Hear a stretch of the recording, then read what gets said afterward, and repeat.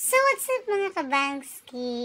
For today's video vlog, makikita nyo na nandito tayo sa OFW Lounge. As you can see guys, maganda yung place niya. Very comfortable at so friendly na mga staff dito.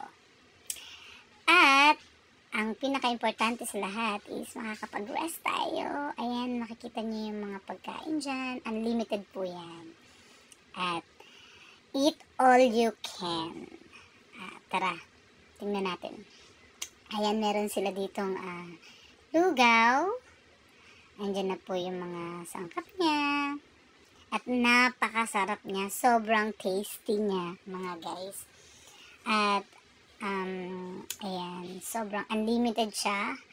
Kahit ilan yung kainin mo, okay na okay siya. Grabe, sobrang nakakatulong to.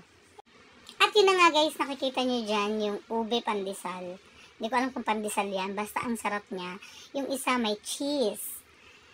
At grabe, nakarami ako ng kain dyan kasi super duper sarap.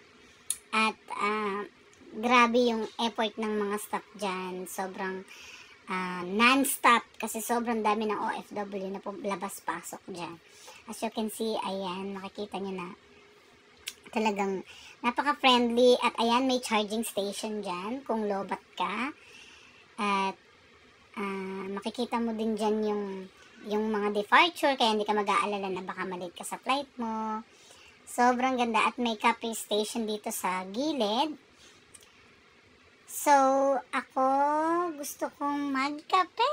Tara, samahan nyo ako guys. Sobrang ganda ng OFW Lounge at sobrang friendly niya. Ayan. At dahil gutom na ako dyan, kaya let's go, samahan niyo akong magkape. Oh my God. So nice. Ayan, sobrang daming drinks dyan. Only drinks. May mga soda, may mga soft drinks yan. Coffee, water. For now, I want mocha. At ipapress mo nga lang pala kung ano yung gusto mong flavor at tadan! Ayun na siya, guys! At yun na nga, guys. Dahil naghintay tayo ng flight natin, nagstay muna tayo dyan at nag-relax. Sobrang ganda nito. Itong programang OFW Lunch dito sa may Terminal 3. Ayan, dito nga pala ako umupo kasama ng aking mga ate. At naging friend ko din sila at nakakwentuhan ko sila. Sobrang relax at napaka-friendly ng mga tao dyan. Ayun, kaya let's go.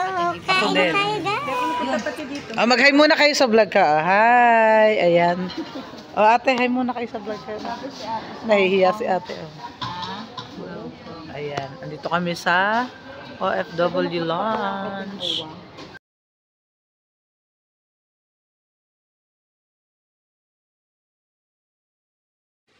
At isa pa sa maganda dito guys, pwede mo din kuhanin yung OFW e-card mo dito sa may gilid.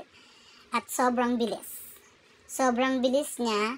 Only 5 minutes makukuha mo na yung OFW e-card mo. Ganun siyang kaganda guys. So, paano? Thanks for watching! Bye!